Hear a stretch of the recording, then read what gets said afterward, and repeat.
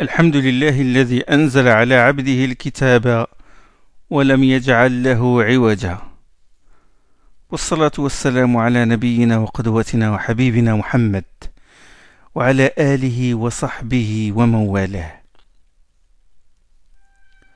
Alors, dans l'arbre que nous avons schématisé, donc l'arbre des sciences tiré du livre Al-Itqan de Suyuti, sciences relatives à la descente, au Tanzil, ça se ramifie en 5 branches. Modalité de la descente, ça on l'a vu. Les circonstances de la descente, ça on l'a vu la dernière séance. Considération de l'événement, considération du temps, etc. Les premières révélations, les dernières révélations. L'ordre de la descente des versets, on l'a vu. C'est là où on a fait les premières et les dernières révélations. La façon dont le Coran a été descendu, descente synthétique, descente analytique, ça les premiers doros. Et il nous reste, pour terminer les sciences relatives au Tanzil, cette branche-là, il nous reste les causes de la descente. Asbab nuzul, les circonstances causales. Suyuti rahimahullah a dit que les savants ont consacré des livres aux causes de la descente. D'ailleurs, lui-même, il a écrit un livre sur Asbab al-Nuzul. Il a cité des noms, les noms de ces savants. Ali ibn al-Madini. Ali ibn al-Madini, il est le cheikh de l'imam al-Bukhari, son cheikh. Risala de Ali ibn al-Madini ne se trouve, n'a pas de trace maintenant, il est introuvable. Il a cité Al-Wahidi, Al-Naysaburi. Son livre a été édité et il a été résumé par le cheikh l'imam al-Ja'bari, le grand savant dans le Qira'at et dans les sciences du Coran. Et il a cité Abu al-Fadl ibn al-Hajar. Abu al-Fadl ibn Hajar. Pas ibn Hajar al-Asqalani, Abu al-Fadl ibn Hajar. Suyuti a dit qu'il ne l'a pas trouvé complet, c'est-à-dire qu'il n'a pas trouvé complet son livre. En fait, elle a une anecdote. C'est qu'Abu al-Fadl ibn Hajar a commencé son livre sur les causes de la révélation et il est mort avant de le terminer. Il est mort quand il est arrivé au verset où que vous soyez, la mort vous atteindra. أينما تكونوا يدرككم الموت ولو كنتم في بروج مشيدة. Où que vous soyez, la mort vous atteindra. Il est mort à ce verset-là, subhanallah. La plume s'est arrêtée et le cœur s'est arrêté en même temps, à ce verset-là. L'imam al-Ja'bari, dans l'introduction du Mukhtasar Asbab al-Nuzul, c'est-à-dire l'abrégé sur les causes de la descente, comme j'ai dit, il a résumé le livre de Al-Wahidi, il a dit le Coran dans sa descente se divise en deux. Une partie a été révélée sans circonstance causale et une partie a été révélée suite à un événement, une question. En fait, ce qui a été révélé sans circonstance causale, c'est la plus grande partie du Coran, sans cause directe. Attention, quand on dit sans circonstance causale, nous entendons par là des causes particulières. Un événement, une question, quelqu'un pose une question, la réponse, yas'alunaka 'anil mahid, il t'interroge sur les menstrues, et là la réponse vient. La révélation divine descend en réponse à la question posée. Mais quant à la descente du Coran pour une raison ou parce que le besoin s'en fait sentir, ça c'est quelque chose d'évident. On est catégorique là-dessus. Le Coran a été révélé pour une raison sage, parce que l'humanité en a besoin. La preuve, وَكُنْتُمْ عَلَى شَفَا حُفْرَةٍ مِّنَ النَّارِ فَأَنْقَذَكُمْ مِنْهَا. Vous étiez au bord d'une fosse au-dessus du feu et il vous en a sauvé. Il a sauvé l'humanité, les croyants, les musulmans, il les a sauvés de l'enfer par ce Coran-là. Donc, ce Coran a été révélé pour sauver l'humanité. C'est une cause générale et fondamentale. Allah est trop transcendant. Hasha lillah. pour faire descendre le livre sans raison et sans réponse à un besoin. Il a dit, subhanahu wa ta'ala, وَبِالْحَقِّ أَنزَلْنَاهُ وَبِالْحَقِّ نَزَلْ. C'est en toute vérité que nous l'avons fait descendre, et il est descendu conforme à la vérité. Nous l'avons fait descendre dans le bon endroit et par la bonne langue. Et il est conforme à la vérité, dans le fond et dans la forme. C'est bon? Sidqan wa adla, comme a dit Allah subhanahu wa ta'ala dans Surat Al-An'am. Hein? Vérité dans son contenu et vérité dans son objectif. Équité et vérité. Donc, c'est pour une raison. Sache qu'Allah subhanahu wa ta'ala fait descendre son livre. Et Allah, il a décrit son livre, et il a assimilé, il a dit que c'est un remède. Il a dit وَنُنَزِّلُ مِنَ الْقُرْآنِ مَا هُوَ شِفَاءٌ وَرَحْمَةٌ لِلْمُؤْمِنِينَ. Il a dit, nous révélons dans ce Coran ce qui constitue une guérison et une miséricorde pour les croyants. Surat Isra. Et les gens ont besoin de remèdes pour guérir leur corps et leur cœur. Et le Coran sert à ça. Ruqya, guérir le corps des maladies, et le cœur de shirk, guérir le cœur de l'associationnisme, de la bid'a, de la haine, l'envie, et tous ces mots-là qui gangrènent les cœurs et qui sont plus graves que les maladies du corps.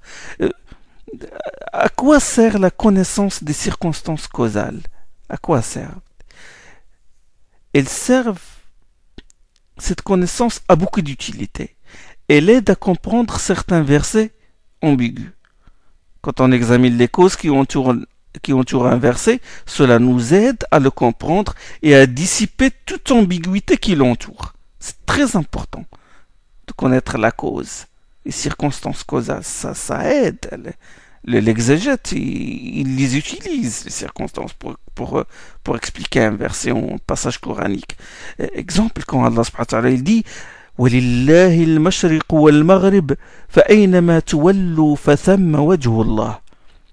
À Allah appartient l'Orient et l'Occident, où que vous tourniez, là est la face d'Allah. Dans Surat Al-Baqarah. Quelqu'un va dire, écoutez les gars, là où se trouve le fidèle, sa prière est bonne. La qibla n'est pas une condition de la validité de la prière. La preuve, donne-nous la preuve. La preuve, أَيْنَمَا وَلِلَّهِ الْمَشْرِقُ وَالْمَغْرِبُ فَأَيْنَمَا تُوَلُّوا فَثَمَّ وَجْهُ اللَّهِ. Il dit voilà, Allah appartient à l'Orient et l'Occident. Où que vous tourniez, c'est bon, c'est la qibla, c'est la face d'Allah. On va lui dire non. Ce verset a été révélé à propos de compagnons qui, lors d'un voyage, avaient fait halte à un endroit où il faisait très noir.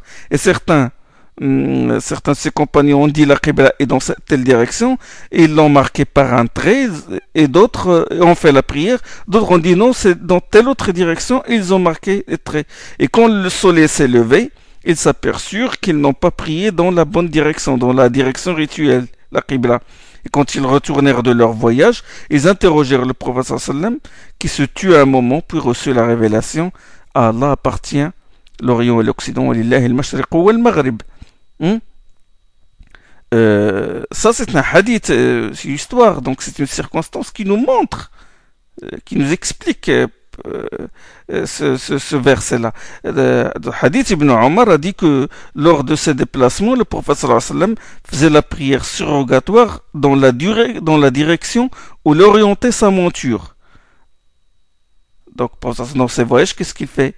Bon, il orientait la monture vers la qibla, il dit Allah Akbar, même si sa monture va à droite ou à gauche ou dans une direction différente de celle de la qibla, il continuait sa prière. Donc ces circonstances-là nous aident à comprendre le verset là. On dit non, ce verset est lié à des circonstances. Quand quelqu'un fait l'ijtihad, se trouve dans un endroit perdu, il ne sait pas où se trouve la qibla, et il dit bon, moi je vais faire bon, c'est pas peut-être par là, peut-être il n'a pas d'instrument, il n'a rien, et il a fait l'ijtihad et il a fait la prière. Là, on va lui dire, oui, lillahi al-mashriq wal maghrib, là où que vous tourniez, c'est la qibla. Mais cela n'est pas une preuve pour dire, parce que là, ça va à l'encontre des versets péremptoires où Allah subhanahu wa ta'ala dit فَوَلُّوا وُجُوهَكُمْ شَطْرَ الْمَسْجِدِ الْحَرَامِ. Tournez-vous vers la mosquée Al-Haram, vers la Kaaba. C'est bon? Donc ça aide, attention. Autre exemple, quand Allah subhanahu wa ta'ala dit en vérité, As-Safa et le Marwa font partie des rites d'Allah aussi pour celui qui fait le pèlerinage vers la maison ou qui fait la Umrah. Il n'y a pas de mal, nul grief, il n'y a pas de mal à faire le septuple parcours rituel entre elles. إن الصفا والمروة من شعائر الله فمن حج البيت أو اعتمر فلا جناح عليه أن يطوف بهما فلا جناح عليه. Donc dans le sens littéral de ce verset, le tawaf, le sa'i entre Safa et Marwa, le sa'i, le septuple parcours entre Safa et Marwa n'est pas obligatoire si on lit ce verset-là comme ça. C'est juste une tolérance, parce que le terme employé, fala junaha alayh. Fala junah, nul grief, il n'y a pas de mal, pas de blâme. C'est toléré, c'est une licence. Littéralement, on comprend ça. Bon, quelqu'un qui suit le sens littéral comme ça bêtement du Coran, il va dire bon voilà, c'est une preuve que le sa'i entre Safa et Marwa n'est pas obligatoire, alors que le sa'i entre Safa et Marwa est un des piliers du pèlerinage. Le pèlerinage n'est valable que s'il fait ça. Il faut faire très attention. Attention de lancer comme ça les versets, comme ça. Sans revenir aux circonstances, sans comprendre si c'est un texte général ou particulier, abrogeant ou abrogé. Hein, si tu n'as pas le matériel qu'il faut, hein, tu t'accroches au sens littéral et tu tombes dans des choses catastrophiques. À cause de ça, quelqu'un peut rater son pèlerinage à cause de... Il dit voilà, bon, écoutez, Allah, il dit voilà, la junaha alaykum. Enfin, la junaha alayhi tawaf. Il n'y a pas de mal à ce qu'il le fait. Donc ça sous-entend que c'est juste une licence, une tolérance. Non, il faut revenir aux circonstances. Il faut revenir à la cause de la révélation pour comprendre ce verset-là. C'est qu'avant l'islam, il y avait des idoles. Une idole sur le mont Safa appelée Isef et une idole sur le mont Al-Marwa appelée Na'ila. Et les idolâtres faisaient le tawaf entre ces deux idoles. Ils faisaient l'aller et le retour entre ces deux. Et quand vint l'islam, les musulmans se sont sentis gênés de faire le septuple parcours entre ces deux monts. Ils ont dit, ils craignaient d'imiter les associateurs. Ils disent, bon, ça est un rite païen, des gens de la Jahiliya faisaient ça, bon, ça... Allah subhanahu wa ta'ala, il révèle, il a fait descendre ce verset, il a dit fala junaha alayhi at-tawaf bihima, il n'y a pas de mal, là ce n'est pas grave, c'est-à-dire que ça c'est quelque chose qui a été fait par les païens, mais sont en fait à l'origine des rites d'Ibrahim alayhi salam. Donc les circonstances causales dissipent tout problème de compréhension.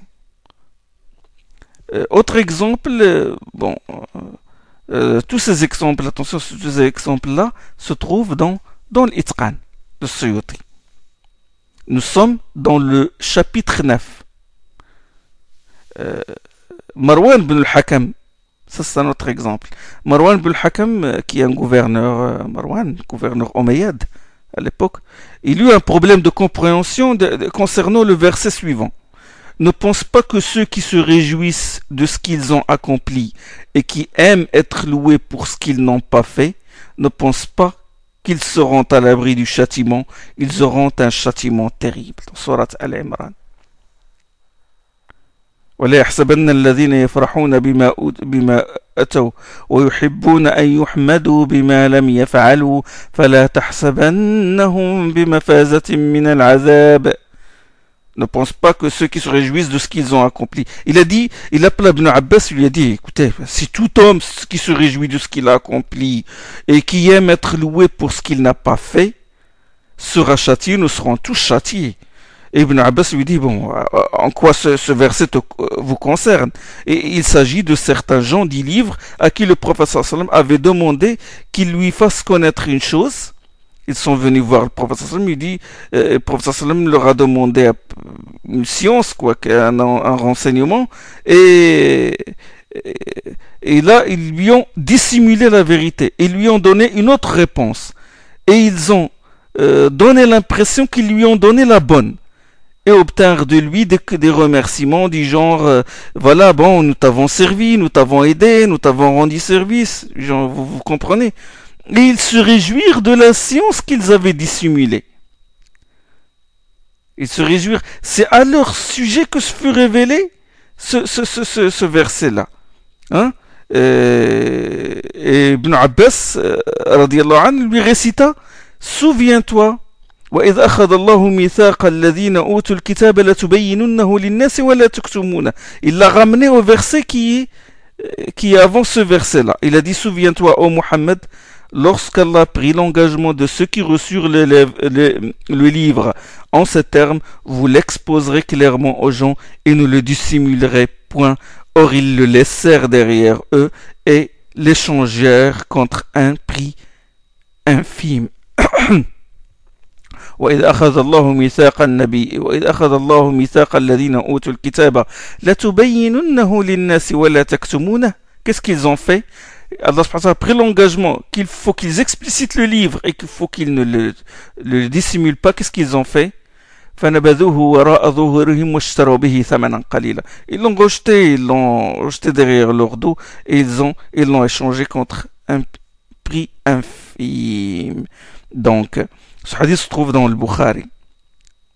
Donc, il lui a expliqué que ce verset-là, il ne faut pas avoir peur, il ne faut pas craindre, parce que ça, c'est concernant quelqu'un qui dissimule la vérité. Ils ont dissimulé la vérité, ils commirent de graves péchés. La dissimulation de la science, le mensonge à un prophète, ce qui leur a fait mériter, bien sûr, ce châtiment. Et le fait de se réjouir d'avoir caché la vérité, subhanallah. Et donc, ce n'est pas n'importe qui se réjouit de ses performances et qui aime être loué pour ce qu'il n'a pas fait. Bon, c'est un défaut, mais ce n'est pas n'importe qui a ça, qui est voué au châtiment. Donc la cause de la descente a restreint la portée générale de ce texte-là. D'ailleurs, Suyuti, il a posé la question: qu'est-ce qui doit être pris en considération? Est-ce que la généralité du texte ou le sens particulier de la révélation de ce texte-là? Qu'est-ce qui compte? Sur quoi on doit se baser? La réponse, ce qui compte, c'est la généralité du texte. Ça, c'est une qaïda, c'est une règle. Ce qui compte, c'est la généralité du texte et non pas le sens particulier des circonstances causales. Suyuti a donné beaucoup d'exemples où on se base sur la généralité du texte. C'est-à-dire que quand Allah révèle, par exemple, fait descendre un verset sur quelqu'un de particulier, ça ne veut pas dire que l'énoncé juridique s'applique sur lui tout simplement. Il n'est pas général, non. Et les compagnons ont toujours pris les versets dans leur portée générale. Comme les versets sur le zihar. Suyuti a donné l'exemple du zihar qui a été révélé sur ce qui s'est passé entre Salama ibn Sakhr et son épouse. Le zihar, il consiste à s'interdire toute relation sexuelle avec sa femme en prononçant la formule en disant: tu es pour moi comme le dos de ma mère. Anti minni anti minni kadhahri ummi. C'est ce qu'on appelle zahar. Ça vient du zahar, le dos. Dire: tu es pour moi comme le dos de ma mère, c'est-à-dire comme une femme à tout jamais interdite. La femme reste frappée d'interdiction tant que le mari ne s'acquitte pas de l'expiation prescrite, la kafara, qui est l'affranchissement d'un esclave, en cas d'impossibilité le jeûne de 2 mois consécutifs, et en cas d'impossibilité la nourriture de 60 pauvres. Les versets en question se trouvent dans Surat al-Mujadala, Surat 58. الذين يظاهرون منكم نسائهم ما هن أمهاتهن. Ça, les versets sur le zihar. Donc, les compagnons, ils se sont basés sur le sens, sur l'énoncé juridique général. Ils n'ont pas appliqué seulement à Sakhr et à Salama ibn Sakhr et son épouse. D'accord? Ces versets-là concernent n'importe qui fait le zihar, qui fait ça. Il est tenu de l'expiation prescrite. L'énoncé de ces versets ne se limite pas à Salama ibn Sakhr ou à Aws ibn Samit, parce qu'il a été révélé aussi, il a été révélé au sujet de Aws ibn Samit et son épouse. son épouse Khawla, radiallahu anha. Ça c'est un exemple. Un autre exemple, l'exemple du serment d'anathème, li'an, quand le mari jure que sa femme a commis l'adultère. Hein? Les versets sur le li'an se trouvent dans le début de la sourate An-Nur, sourate 24. Hein? Ces versets-là ont été révélés sur Hilal ibn Umayya et son épouse. Hein? Il a accusé sa femme d'adultère. Mais les versets sont généraux, c'est-à-dire le mari témoigne 5 fois, il jure, il prend Allah à témoin que sa femme a commis l'adultère. Et la femme aussi, elle témoigne 5 fois qu'elle est innocente. Si cela se passe comme ça, ben le juge sépare le couple. C'est ce qu'on appelle l'i'an, le serment d'anathème. Il a été révélé à propos de l'histoire de Hilal ibn Umayya et son épouse, mais le texte général, il s'applique à tout le monde qui a commis ce li'an. Exemple, par exemple, de la peine prévue pour l'imputation calomnieuse de la fornication, al-qadf. Les versets se trouvent aussi dans le début de la sourate An-Nur, 80 coups de fouet.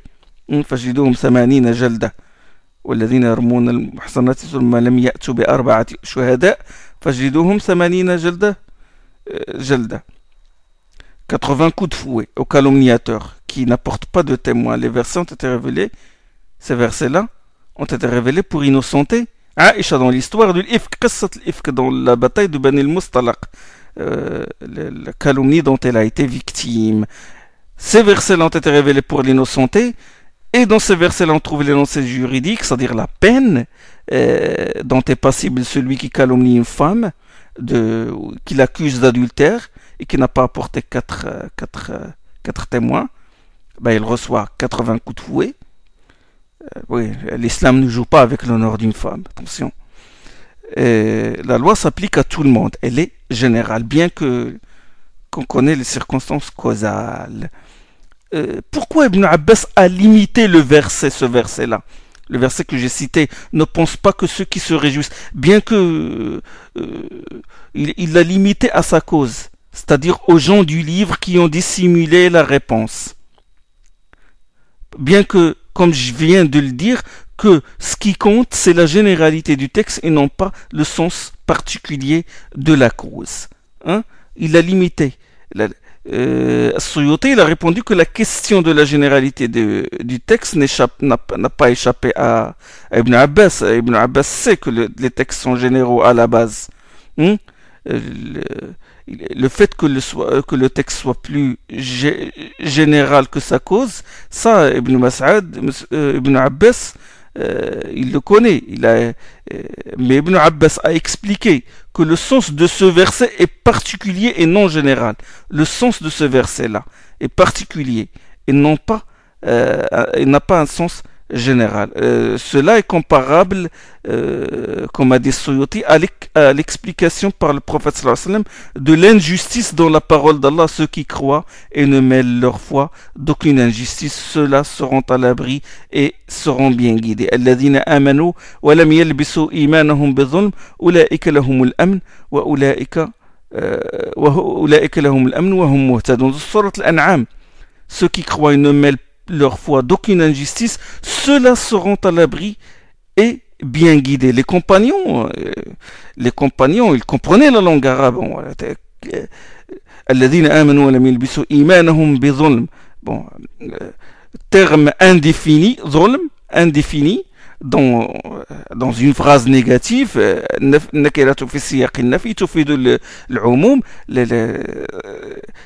ils ont compris la langue arabe, ils sont des gens éloquents. Ils ont dit, donc c'est toute injustice. La personne qui commet n'importe quelle injustice, elle n'est pas à l'abri du feu dans ce cas-là.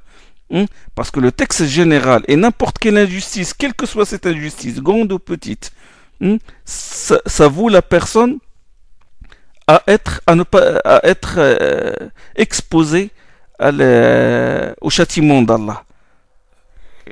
Ils ont dit, voilà, ils trouvèrent ce verset pénible. Ils sont envoyés, ils sont allés voir le prophète sallallahu alayhi wa sallam. Il a couru vers lui dire, envoyé d'Allah, qui d'entre nous n'a jamais lésé son âme en commettant un péché? Tout le monde commet des péchés. Ça veut dire que tout le monde n'est pas à l'abri. Seuls ceux qui n'ont commis aucune injustice, ils seront à l'abri, comme le prouve ce verset. Et le prophète sallam leur a dissipé cette ambiguïté. Il leur répondit, il dit, ce verset n'a pas le sens que vous lui avez donné. N'avez-vous pas entendu ce qu'a dit à son fils le pieux serviteur Luqman? Oh mon fils, n'associe rien à Allah. Vraiment, l'association est une injustice énorme. Ya bunayya la tushrik billah, inna ash-shirka la zulmun azim. Il s'agit de l'association de quelque chose à Allah. Donc, ceux qui croient et ne mêlent leur foi d'aucune injustice veut dire ceux qui croient et ne mêlent leur foi d'aucun shirk, d'aucune association. Ceux-là seront à l'abri. Ce n'est pas n'importe quelle injustice, mais une injustice particulière, le shirk. Le shirk. Donc il a expliqué un verset par un autre verset. Il a restreint, là on touche les usul, il a restreint la portée générale du verset qui se trouve dans Surat Al-An'am par le verset qui se trouve dans Surat Luqman. Et ça a besoin d'un examen approfondi du savant, du usul. Ibn Abbas sait que le texte, qu'à la base on prend un tiers argument de la généralité des textes. Mais là, il a restreint sa portée parce qu'il a une grande compréhension des textes en général. Ça a besoin d'un grand travail, d'effort, d'un grand jihad, d'un grand travail pour atteindre ce degré de compréhension. Donc le sens voulu par ce verset n'est pas un sens général, comme cela apparaît, mais un sens particulier. Ça, c'est une question des usul. L'importance des circonstances causales, comment il aide à comprendre un texte. Donc il y a des causes qui particularisent le sens des textes généraux. De toute façon, ça c'est une question usul. Alors, la première mas'ala traitée, c'est l'utilité de la connaissance des circonstances causales. Ça, nous venons de le dire. La deuxième mas'ala, c'est la généralité du texte et le sens particulier de la cause. Ça, nous voulons de le faire aussi. La troisième mas'ala, on ne peut dire que telle circonstance, là, on ne peut dire, troisième mas'ala maintenant, on est arrivé, troisième question, on ne peut dire que telle circonstance est la cause de la descente de tel verset ou tel passage que si cette connaissance est rapportée, cette circonstance, pardon, est rapportée par un compagnon, c'est-à-dire un récit avec sa chaîne de rapporteurs. On peut accepter les propos du tabi'in si la chaîne de rapporteurs est sûre. Et si ce tabi'i, j'entends par tabi'i la première génération, c'est-à-dire les pieux successeurs, les disciples des compagnons, si ce tabi'i fait partie des imams en matière d'exégèse, c'est-à-dire des imams qui avaient reçu les enseignements des compagnons comme Mujahid, Ikrima, Sa'id ibn Jubair. Donc, il faut aussi, vous avez compris ça, on ne peut dire que tel texte, telle circonstance est la cause de la descente de tel verset que si on dispose d'un texte, d'un dire canonique, d'une parole d'un compagnon ou d'un tabi'i. Et il faut que ce texte-là soit authentique. Et il faut aussi examiner l'expression employée par le compagnon à ce titre. Quand le compagnon dit ce verset a été descendu dans cette circonstance au sujet d'un tel, nazalatil ayatu fi kada. On la trouve dans les livres d'exégèse. Ils disent en général, les compagnons, les tabi'in disent nazalat fina, nazalat fi kada. Elle est descendue sur un tel. Elle est descendue dans telle circonstance. Est-ce qu'on considère la circonstance comme cause de la révélation de ce verset? Quand il dit ça, est-ce qu'on le considère comme une cause de la vérité? Sabab nuzul huwa hada. Là, il y a divergence entre les savants. Là, on entre un peu dans des détails subtils de l'exégèse. Il y a des divergences entre les savants sur cette expression-là. Cette expression. Là, il y a l'étude de l'expression, de termes employés par le compagnon pour en déduire que la circonstance est la cause de la révélation du verset. Il se peut qu'il dit, il est descendu, que ce verset est descendu dans telle circonstance, mais il ne veut pas dire que c'est la cause, il veut juste donner une explication, tout simplement. Ou il veut dire que le verset a été révélé en même temps que cet événement-là, ou suite à cet événement-là, mais pas la cause directe. Suyuti, il a cité différents avis. Parce que parfois, bon, comme j'ai dit, ils disent ça. Ils disent ça, ils visent seulement l'énoncé juridique de ce verset. Ou il dit, ce verset est descendu dans cette circonstance, mais il veut dire que l'énoncé juridique qui est tiré de ce verset-là s'applique seulement à cette situation-là. Donc il faut tahrir, ce qu'on appelle le tahrir. Il faut examiner les propos du compagnon. Bref, il faut examiner. Il faut aussi que la circonstance causale, j'entre dans les conditions, il faut que la circonstance causale soit proche dans le temps de la descente du verset auquel elle correspond. Quand l'imam al-Wahidi, par exemple, l'imam al-Wahidi dit dans son livre sur les causes de la révélation, il dit que la sourate l'éléphant a été descendue à cause de la venue d'Abraha, l'Abyssin, pour détruire le Kaaba. C'est l'éléphant. Alam tara kayfa fa'ala rabbuka bi ashabil fil. N'as-tu pas vu comment ton Seigneur a traité les gens de l'éléphant? Allah leur a envoyé Tayran Ababil, les oiseaux parvolés qui les ont détruits et qui ont détruit Abraha à leur tête. Il dit voilà, la sourate l'éléphant était descendue à cause de la venue de l'éléphant d'Abraha l'Abyssin pour détruire la Kaaba. Or l'histoire est arrivée, cette histoire-là est arrivée avant que la sourate ne soit descendue. Le prophète sallam venait seulement de naître quand cette histoire est arrivée. Donc on ne peut pas dire que cet événement est la cause de la descente de la sourate l'éléphant. Mais celle-ci raconte ce fait. Comme on le trouve dans tous les versets, dans beaucoup de versets du Coran qui parlent de l'histoire d'Ibrahim, d'Ismaïl, de Yaqub, de Moussa alayhi salam, de Isa, de Samoud, de Ad, etc. Ça c'est la troisième question. Quatrième question, comme a dit Suyuti, souvent les exégètes citent plusieurs causes pour la descente d'un seul verset. Ici, un seul verset, ils disent là, sa cause, c'est celle-là. Dans ce cas, il a dit il faut examiner l'expression employée par le compagnon. Si un des compagnons, on a par exemple deux causes citées, on trouve deux causes. Si un des compagnons a dit ce verset a été descendu dans telle circonstance, ou au sujet de telle chose, et qu'un autre a dit ce verset, le même verset, a été descendu dans telle chose, et qu'ils ont dit des choses qui ne sont pas des causes de la descente. Quand on a examiné ce qu'ils ont dit, ce ne sont pas des causes de la descente de ce verset. Nous comprenons que ce qu'ils désignent par leur expression nazalat fi kada a été descendu dans cette circonstance. Nous comprenons qu'ils visent par là l'explication tout simplement. Ils veulent juste expliquer le verset. Là, si le verset accepte les deux explications, elles sont toutes les deux adoptées. Comme quand un compagnon explique, un compagnon explique le sirat, il dit le sirat signifie l'islam. Un autre, il dit le sirat signifie la sunna. Bon, les deux sens sont valables. Ils ne se contredisent pas. Donc, on les adopte tous les deux. Alors, deuxième cas. Si l'un d'eux dit ce verset a été descendu à propos de tel cas, dans telle circonstance, et l'autre compagnon a été plus explicite, il a déclaré que cette circonstance est la cause de la descente de ce verset.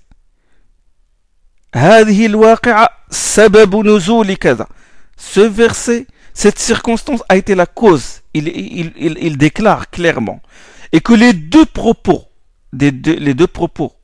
tenus par les compagnons diffèrent. Là, il faut opter pour ce dernier, c'est-à-dire par le propos explicite. Exemple. Le verset où Allah subhanahu wa ta'ala dit Nisa'ukum harthun lakum fa'tu harthakum anna shi'tum. Le verset vos femmes sont pour vous un champ, allez à votre champ comme vous voulez. Al-Bukhari, il rapporte qu'un des compagnons a dit que ce verset a été révélé à propos des relations avec sa femme dans son fondement, c'est-à-dire le koui anal. Il a dit, je suis mauvaise compréhension, les compagnons se trompent. Dans les deux sahih, Jabir a dit, les juifs, là il parle de la circonstance, il a dit, les juifs prétendaient que si l'homme abordait sa femme par le dos et dans l'endroit habituel, pas dans le fondement, mais dans l'endroit habituel, l'enfant issu de tel rapport devenait louche. Et Allah, il a fait descendre le verset suivant qui réfute cette fable. Il a dit, Allah subhanahu wa ta'ala a fait descendre Nisa'ukum harsun lakum fa'tu harsakum anna shi'tum. Vos femmes sont pour vous un champ, allez à votre champ quand vous voulez. Quand vous voulez, c'est-à-dire à l'endroit habituel. Le koui anal est strictement interdit en islam. Celui qui le commet est voué à la malédiction. Il est maudit comme le prouvent beaucoup de hadiths. Donc, qu'est-ce qu'on doit faire prévaloir? On doit faire prévaloir le hadith de Jabir, parce que l'expression de Jabir est claire. Il dit, voilà, certains juifs prétendaient, voilà, telle chose. Et là, Allah, il révéla. C'est cette circonstance qu'on doit prendre. Troisième cas, si un des compagnons a cité une cause, il a clairement dit que cette circonstance est la cause de la descente de tel verset. Et un autre compagnon a cité une autre cause de manière explicite. Là, il a dit la cause. Et que les deux causes diffèrent, là, on examine. Qu'est-ce qu'on examine? On examine la chaîne de transmission des deux traditions, des deux propos. Et on adopte le propos dont la chaîne est la plus sûre. L'asah. C'est bon? Exemple. Le Bukhari et Muslim rapportent que Jundub al-Bajali a dit le prophète sallallahu alayhi wa sallam était souffrant. Kana maridan. Était souffrant. Shtaka. Le propos dans Sahih al-Bukhari. Shtaka Rasulullah. Le prophète sallallahu alayhi wa sallam était souffrant. Était malade. Et il n'a pas pu accomplir la prière du qiyam, la prière surrogatoire de la nuit, pendant 2 ou 3 nuits. Il n'a pas pu accomplir la prière du qiyam pendant 2 ou 3 nuits. Et une femme lui rendit visite. Cette femme est Jamil, l'épouse d'Abu Lahab, qu'Allah a voué à l'enfer dans Surat Tabbat Yada Abi Lahab. Il est venu le voir et lui dit, oh Mohammed, je pense bien que ton Satan t'a quitté. Je pense bien que ton diable t'a quitté. Ça veut dire la révélation divine et Jibril. Et Allah subhanahu wa ta'ala, il a fait descendre la sourate Wad-duha wal-layli idha saja, par la clarté du jour, etc. Et jusqu'à Ma wadda'aka rabbuka wa ma qala. Ton Seigneur ne t'a point abandonné ni pris en aversion. Sourate Ad-duha. Nous avons déjà parlé de Fatrat al-Wahi, l'interruption de la révélation. Il y a eu rupture, puis après Allah subhanahu wa ta'ala lui révéla Duha. Ton Seigneur ne t'a point abandonné, il ne t'a pas abandonné, il ne t'a pas détesté. Et cette femme, il a voulu tirer mauvaise joie de l'état du prophète sallallahu alayhi wa sallam. Il veut le faire souffrir, c'est pourquoi il lui a tenu ses propos offensants. Et Allah subhanahu wa ta'ala l'a consolé et lui révéla la sourate Ad-Duha. Ça, c'est le Bukhari Muslim rapporte ce fait-là.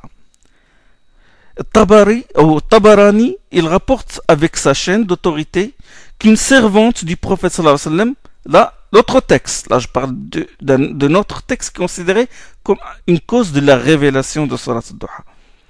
Tabarani, il rapporte qu'une servante du prophète sallallahu alayhi wa sallam, Khawla, il s'appelle Khawla, il a dit qu'un petit chien entra dans la maison du prophète sallallahu alayhi wa sallam et se cacha sous le lit. Et il mourut. Et durant plusieurs jours, le prophète sallallahu alayhi wa sallam ne reçut aucune révélation.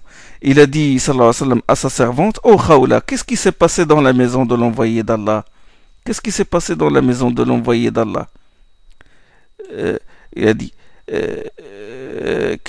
Jibril ne me rend plus visite. Qu'est-il arrivé?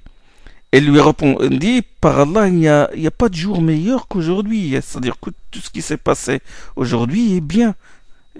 Et le prophète sallam prit son manteau et sortit. Et puis Khawla s'est dit, bon, pourquoi ne ferais-je pas le ménage? Je fais un peu de nettoyage dans la maison. Et il a dit, j'ai pris le balai et j'ai commencé à balayer sous le lit et j'ai senti quelque chose de lourd, que le balai traînait. Je l'ai fait sortir et c'était un petit chien mort. Je l'ai jeté derrière la maison et le prophète sallam revint à la maison tout en tremblant. Et quand il a dit, quand le prophète sallam, d'habitude, quand il recevait les révélations, il tremblait. Il tremblait. Et là, il a dit, sallallahu alayhi wa sallam, à Khawla, il dit, couvre-moi, couvre-moi. Et il l'a couvert, et Allah subhanahu wa ta'ala a fait descendre, Wadduha wal layli idha saja, par la clarté du jour. Donc nous avons deux textes qui sont considérés comme une cause de la révélation de Surat al-Duha. Dans son explication du Sahih al-Bukhari, Ibn Hajar al-Asqalani a dit, l'histoire du retard de la venue de Jibril à cause de la présence du petit chien dans la maison du prophète sallam est célèbre. Mais le fait qu'elle soit la cause de la révélation de Surat al-Duha me paraît bizarre. En plus, dans sa chaîne de transmission, il y a des rapporteurs qui sont inconnus. Ça, c'est un savant du hadith qui dit ça. Il faut donc se fier à ce qui se trouve dans le Sahih. C'est-à-dire, le ma fi sahih. C'est ce qu'a dit Ibn Hajar. Donc, on fait prévaloir le récit le plus authentique qui se trouve dans Sahih al-Bukhari et Muslim. C'est bon? On a deux causes. Donc, on fait prévaloir le plus authentique. Quatrième cas, il se peut qu'un même verset soit révélé suite à deux causes. Comme les versets sur le serment d'anathème que j'ai dit, li'an. Le verset de la dernière séance, li'an, quand l'homme, le mari accuse son épouse, doute de la fidélité de son épouse, il l'accuse d'adultère. Allah a révélé ceux qui accusent leurs épouses d'adultère et qui n'ont d'autres témoins à fournir qu'eux-mêmes. Chacun d'eux aura juré 4 fois devant Allah qu'il ne dit que la vérité, etc. etc. Les premiers versets, les versets 6 jusqu'au verset 10 de Surat An-Nur. والذين يرمون أزواجهم ولم يكن لهم شهداء إلا أنفسهم فشهادة أحدهم 4 شهادات.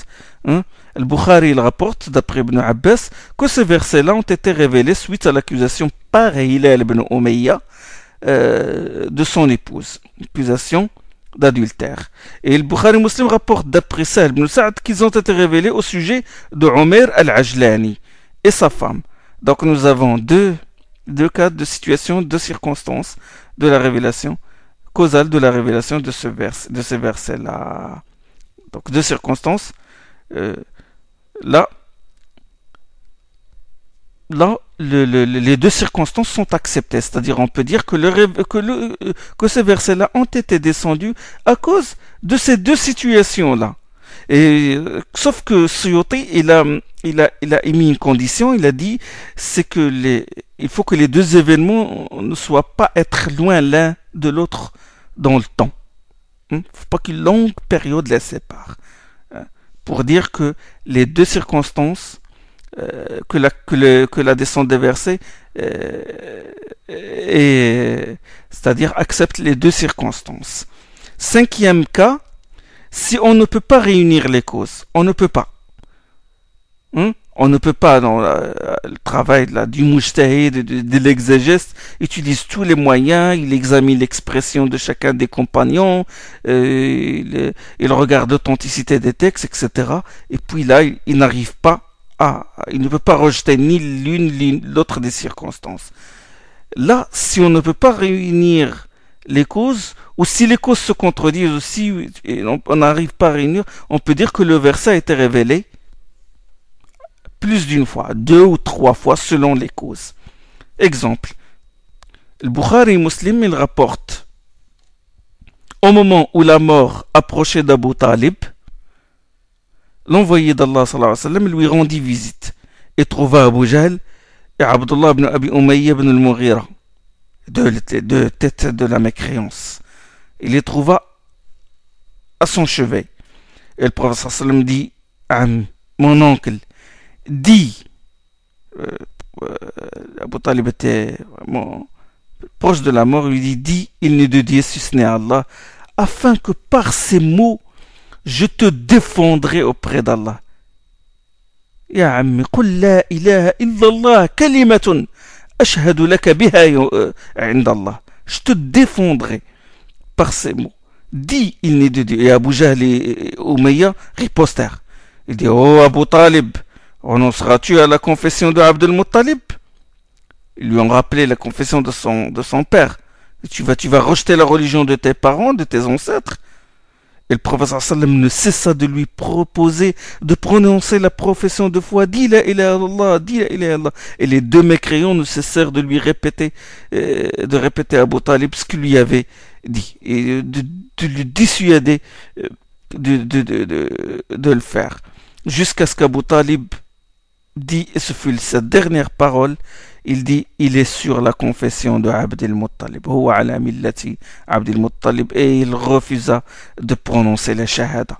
Et l'envoyé d'Allah ne se découragea pas. Il dit, par Allah, je ne cesserai d'implorer le pardon pour toi tant qu'Allah ne me l'interdise pas. Ama wallahi la astaghfiranna laka ma lam unha anhu. C'est alors qu'Allah subhanahu wa ta'ala fit descendre. Il ne sied ni aux prophètes ni aux croyants d'implorer le pardon d'Allah en faveur des associateurs, fussent-ils leurs proches. Surat Bara'a, Surat Tawbah, Surat 9. ما كان للنبي والذين آمنوا أن يستغفروا للمشركين ولو كانوا أولي قربى. Là, Allah révéla ce verset à propos de cette circonstance. Ça, ce hadith-là, se trouve dans Sahih al-Bukhari, Sahih Muslim. Tirmidhi, il rapporte que Ali a dit, j'ai entendu un homme implorer le pardon d'Allah pour ses parents associateurs. Je lui dis, tu implores le pardon d'Allah pour tes parents alors qu'ils sont mouchriquins, qu'ils sont des polythéistes. Et il me répondit, Ibrahim a bel et bien imploré le pardon pour son père. Et là, l'homme, il a répliqué. Et Ali a dit, j'en ai parlé à l'envoyé d'Allah et il reçut ces versets. Il ne sied ni aux prophètes ni aux croyants d'implorer le pardon d'Allah en faveur des associateurs, fussent-ils leurs proches. ما كان النبي والذين آمنوا أن يستغفروا للمشركين ولو كانوا أولي قربى من بعد ما تبين لهم أنهم أصحاب الجحيم. Et le reste du verset, et si Ibrahim avait imploré le pardon pour son père, c'est uniquement à cause d'une promesse qu'il lui avait faite jadis. Mais dès qu'il eut la certitude qu'il est un ennemi d'Allah, il le désavoua. وما كان استغفار إبراهيم لأبيه إلا عن موعدة وعدها إياه فلما تبين له أنه عدو لله تبرأ منه. Ça c'est dans sourate Bara'a, le même verset. Donc verset de circonstance. Donc, on va dire que le verset a été révélé deux fois. Suyuti a consacré un chapitre à la descente à plusieurs reprises d'un seul verset. C'est le chapitre 11. Il l'a appelé Ma takarrara nuzulu. Et beaucoup de savants soutiennent ça, c'est-à-dire que c'est possible qu'un verset soit répété plusieurs fois. Quelles en sont les raisons? Pourquoi? Les raisons sages. Raison sage, premièrement, pour montrer l'éminence du passage révélé, l'éminence de la révélation. Exemple, la Fatiha. Pour la raison que nous avons avancé, la grandeur, le mérite, Allah, pour montrer la grandeur de cette sourate, il l'a révélé, il l'a fait descendre deux fois. Et aussi quand la Qibla fut changée, parce que quand on sait que la Fatiha a été révélée à la Mecque, et quand la Qibla, l'orientation de la prière, elle était vers le Bayt al-Maqdis, la mosquée al-Aqsa, et quand Allah il a abrogé et il a fait descendre des versets pour tourner les croyants vers la Kaaba, certains peuvent penser que peut-être en abrogeant l'orientation, Allah a abrogé aussi certaines choses dans la prière, notamment la Fatiha. Et là, Allah subhanahu wa ta'ala l'a révélé une deuxième fois pour pour insister sur son caractère obligatoire. La Fatiha est un pilier des piliers de la prière. Autre exemple, sur le rappel et l'insistance sur la prescription énoncée, c'est le verset de la sourate les abeilles. Les abeilles, sourate 16. Allah subhanahu wa ta'ala dit s'il faut que vous infligiez une punition, que ce soit à la mesure de l'offense subie. Ce verset a été révélé à la Mecque, puisque bon, sourate les abeilles, c'est une sourate mécoise. Et plus tard, à Médine, lors de la bataille de Uhud, la troisième année après l'hégire, les associateurs, ils ont tué Hamza et ils l'ont mutilé. Et lorsque le prophète sallam vit son corps, il fut très en colère. Et il dit, lorsqu'Allah me donnera la prochaine victoire sur Quraysh, je mutilerai 30 de leur corps. Et là, il reçut ce verset-là. وَإِنْ عَاقَبْتُمْ فَعَاقِبُوا بِمِثْلِ مَا عُوقِبْتُمْ بِهِ وَلَئِنْ صَبَرْتُمْ لَهُوَ خَيْرٌ لِلصَّابِرِينَ. Si vous devez infliger une punition, que ce soit à la mesure de l'offense subie. Et le prophète sallam, il renonça à son dessein. Donc l'une des raisons, c'est la mise en valeur du passage révélé, montrer qu'il n'y a pas d'abrogation, comme j'ai cité tout à l'heure, le rappel et l'exhortation, pour que ça s'enracine dans le cœur. Autre raison citée par les savants, c'est pour compléter les ahruf. Pourquoi la révélation se répète? C'est pour compléter les ahruf, c'est pour compléter les modes de formulation. Une sourate révélée selon un idiome pour révéler selon un deuxième idiome, n'est-ce pas? Donc nous avons dit qu'un seul verset peut avoir plusieurs circonstances causales,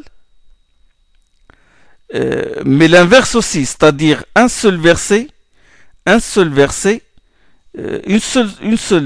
circonstance à l'origine de la révélation de plusieurs versets. C'est-à-dire sur un seul événement, plusieurs versets descendus. Exemple, le hadith de Zayd ibn Thabit dans le Sahih al-Bukhari. Le prophète sallam, il a dicté à Zayd ibn Thabit qui tenait une plume, il a dit La yastawi al-qa'iduna min al-mu'minina wal-mujahiduna fi sabili. Il n'y a pas d'égalité entre les croyants qui restent chez eux et ceux qui mènent le combat dans la voie d'Allah. Ça, on la trouve dans Surat Nisa. القاعدون من المؤمنين غير لا يستوي القاعدون من المؤمنين. Il n'y a point d'égalité entre les croyants qui restent chez eux, je laisse un vide, et ceux qui mènent